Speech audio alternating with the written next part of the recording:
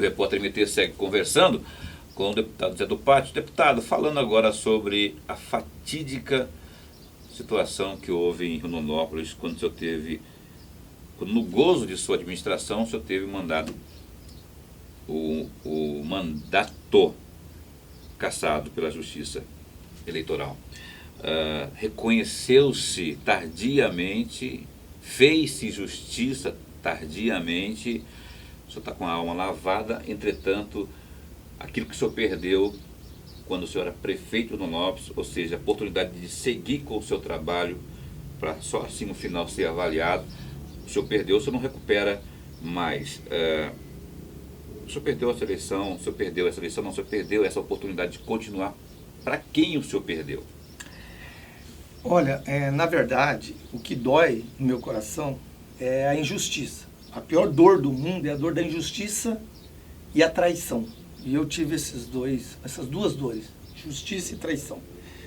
E a questão da injustiça, ela passa por vários fatores. Primeiro, que a legislação garantiu o direito de eu ter camiseta de fiscal. Eu tive e meu adversário teve. Eu fui investigado, o meu adversário não foi investigado, né? O Sacchetti sequer declarou que ele usou camiseta. Eu declarei. Daí eles alegaram que eu tive 200 camisetas a mais de fiscal, entendeu? Veja bem, e a palavra era fiscal. E o que mais dói no meu coração é que na mesma semana que eu fui condenado e tiraram meu mandato por causa de 200 camisetas que estava escrito fiscal, o Mauro Mendes foi absolvido com 5.000 camisetas que tinham o nome dele e o número dele. Por Mesma situação. A mesma situação e o mesmo colegiado.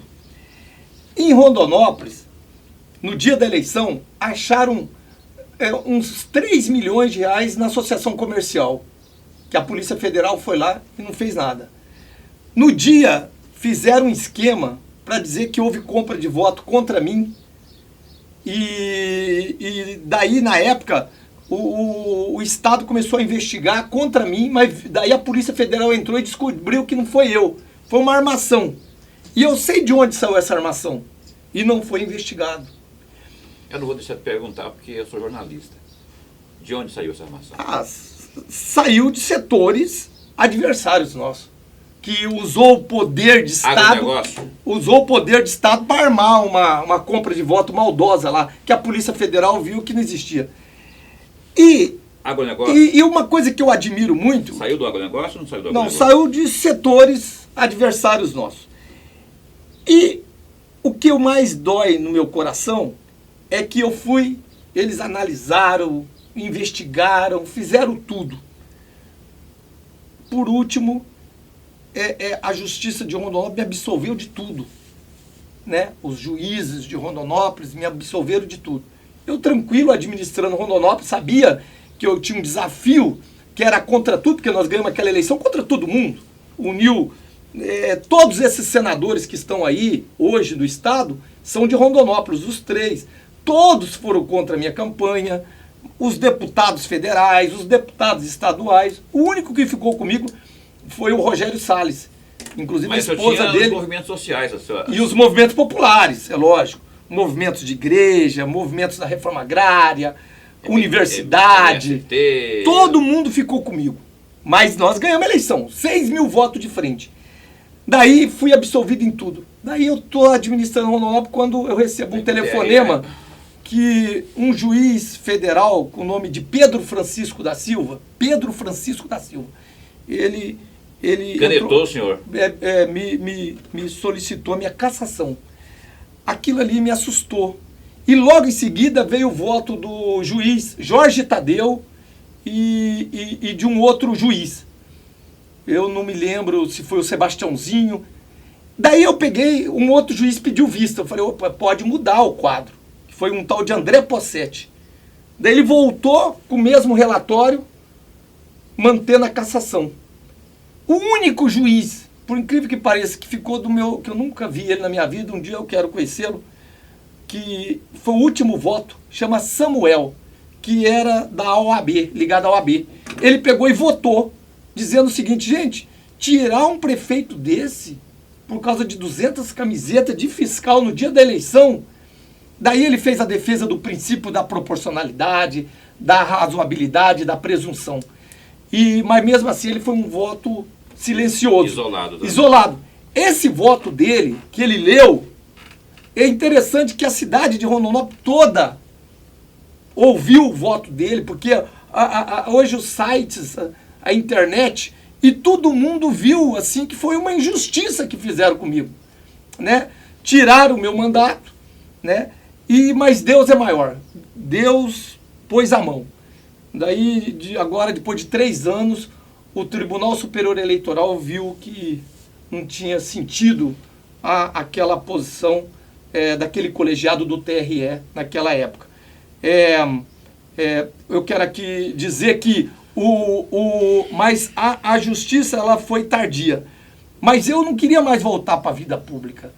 Mas eu comecei a dar aula, porque eu sou professor, estava dando aula na universidade e curso de arquitetura. Eu estava dando aula para a escola técnica, eu estava trabalhando como projetista, que eu sou calculista. Eu estava trabalhando como profissional, como engenheiro e como professor, que muito me orgulha. Daí a sociedade de Rondonópolis chamou para si, né? Não, nós queremos que você volte, porque feriu a nossa soberania. Nós não podemos aceitar ferir a nossa soberania. E eu voltei, fui o deputado mais votado de Rondonópolis mais uma vez, e estou aqui cumprindo meu dever cívico como deputado estadual. Eu só tenho a agradecer ao povo de Mato Grosso, à imprensa, porque quando houve a minha cassação, a imprensa viu que foi um golpe contra a democracia. Eu quero agradecer o cidadão mato-grossense, o povo de Rondonópolis, todo mundo que viu que foi um jogo. E é importante que isso tudo aconteça, porque muitas vezes as pessoas só olham eu acho que tem que olhar o político também de outras formas também, entendeu? Que também há injustiça contra eles também, né? Então eu acho que a gente tem que fazer uma reflexão. Eu mudei muito as minhas concepções, entendeu? De mundo, de vida, porque realmente doeu muito na gente tudo isso. 2016, Zé do Pátio de alma lavada, sem nenhum tipo de empecilho jurídico, volta a disputar a Prefeitura de Rondonópolis?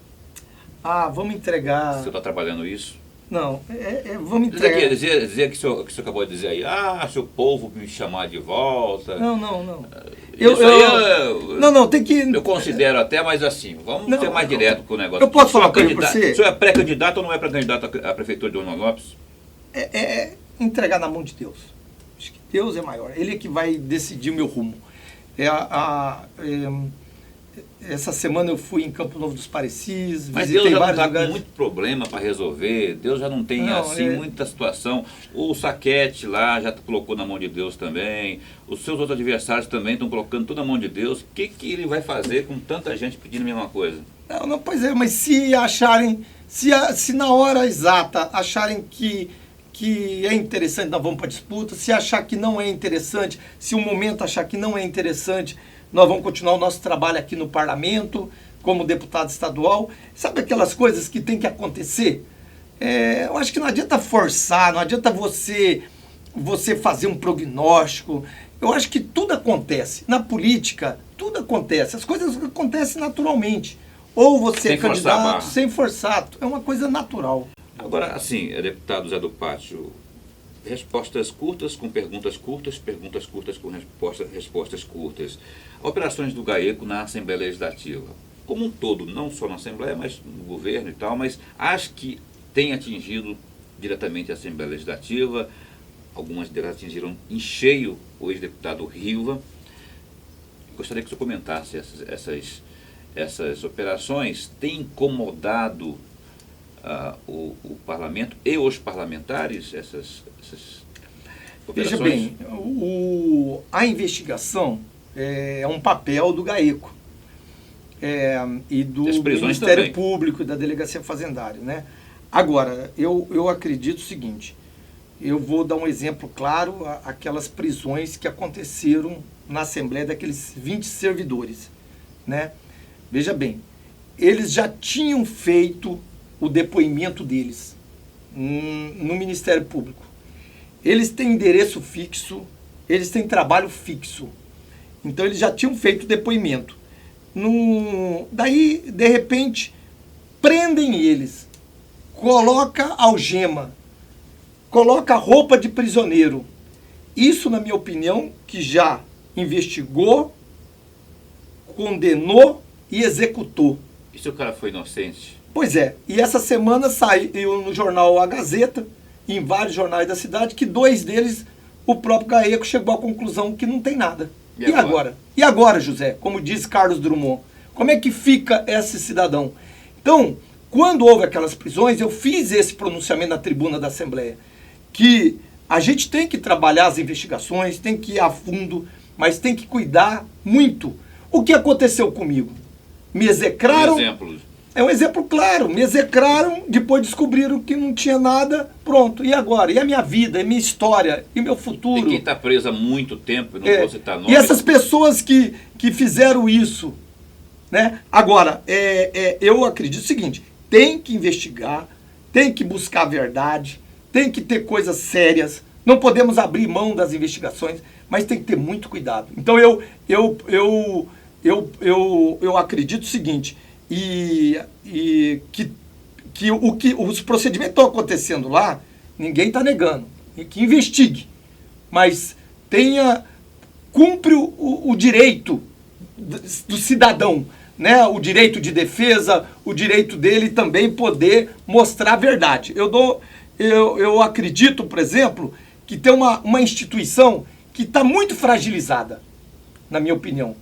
Além da Assembleia com esse comportamento, uma instituição que está muito fragilizada, na minha opinião, é a OAB. Que o direito, ele não está sendo cumprido na sua íntegra, nas suas concepções. Né? Eu não estaria atuante? Não, ela está muito fragilizada. A OAB hoje no Mato Grosso, se você olhá-la, você vê que a conduta dela não é uma conduta realmente do Estado de Direito do cidadão. Eu não sou advogado, eu sou engenheiro, eu sou matemático, eu sou professor, eu já fui oficial do Exército Brasileiro, né? Desisti do Exército.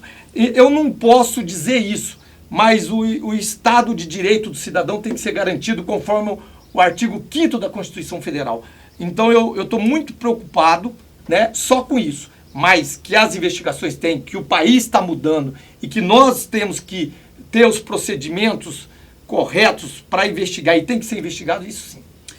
Então, nesse sentido aí, o Silval Barbosa, já não falando da Assembleia, mas falando de prisões, o Silval Barbosa está preso hoje com argumentos ou houve precipitação na prisão dele? Não, eu não vou entrar na discussão dessas prisões que aconteceram. O senhor da CPI da sonegação fiscal... Não, a CPI, ela está constatando várias irregularidades. E as irregularidades que aconteceram lá existem. E realmente existem. Né? Agora, a discussão da prisão ou não dele não é minha. Não é eu que vou julgar se ele vai ser preso ou não.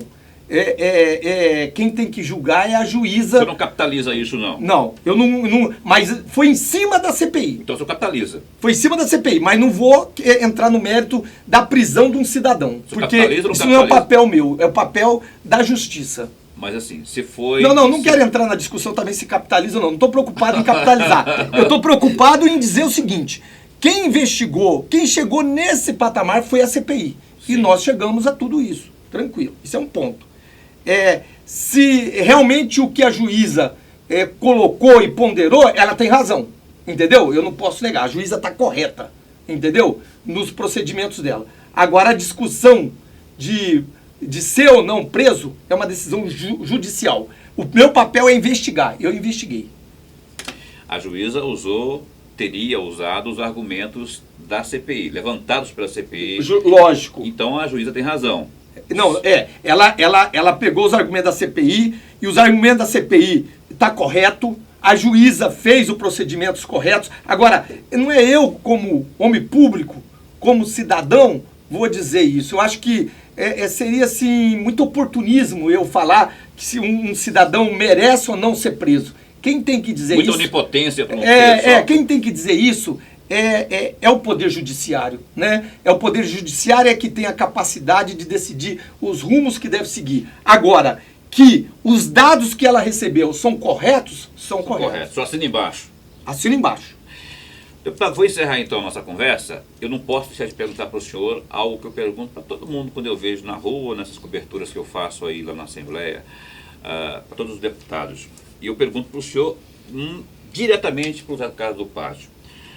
Há um movimento na Assembleia de descontentes em relação à forma que Guilherme Maluf comanda, ou que a mesa diretora vem comandando a Assembleia Legislativa. Uns alegam falta de pulso firme, outros alegam que essa história do GAECO muito presente dentro da Assembleia não está certo, não estaria certo.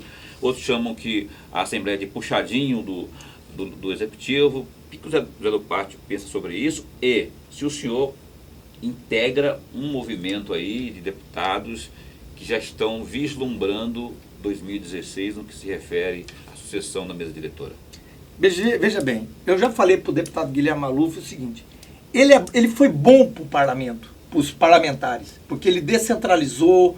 Eu acho que os deputados hoje têm uma estrutura de trabalho muito bom.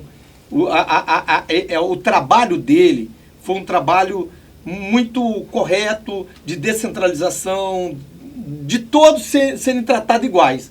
Hoje não existe na Assembleia um deputado de primeiro, segundo e terceiro escalão. Todos são tratados iguais.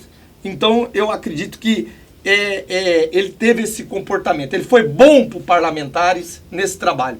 Ele não está sendo bom para ele, como presidente da instituição. Eu já falei isso para ele. O que é isso? Eu concordo. Ele tem que se impor mais. Ali é um poder. Entendeu? E eu acho o seguinte. Eu acredito que eu vejo que os procedimentos, o processo de investigação tem que acontecer? Tem que ir aprofundar nas discussões? Tem. Mas eu estou achando assim que está havendo muita ingerência de outros poderes dentro do nosso poder. Nós temos que nos impor como poder, né? Existe 3 poderes, que é o judiciário, executivo e legislativo. Então nós temos que nos impor mais como poder. Agora, é uma pessoa que também a gente tem que ponderar, porque ele pegou um momento difícil também, não é fácil. Talvez a indicação dele nesse colegiado é porque ele é um cara muito democrático. Ele ouve, ele sofre pressões. Eu entendo também o lado dele e as angústias que ele está enfrentando. Mas eu acho que ele tem que se impor um pouco mais, entendeu? Mas eu não queria estar na pele dele nesse momento, porque não é fácil, é um desafio duro que ele está enfrentando nesse momento. Talvez é um dos maiores desafios da vida dele, né? Não é uma pessoa do mal, não é uma pessoa que quer realmente construir a cidadania, a democracia, quer conduzir o processo democrático de forma correta, a transparência, está se esforçando, mas tem que ter algumas condutas interessantes, né, que eu acho que ele teria que reavaliar algumas condutas que é preponderantes. E tem hora que eu converso com ele mesmo já chegou para mim, alguns gestos dele, e falou: não, Zé Carlos, eu reconheço que eu acho que eu deveria ter um gesto um pouco diferenciado. Ele é humilde até para chegar nisso.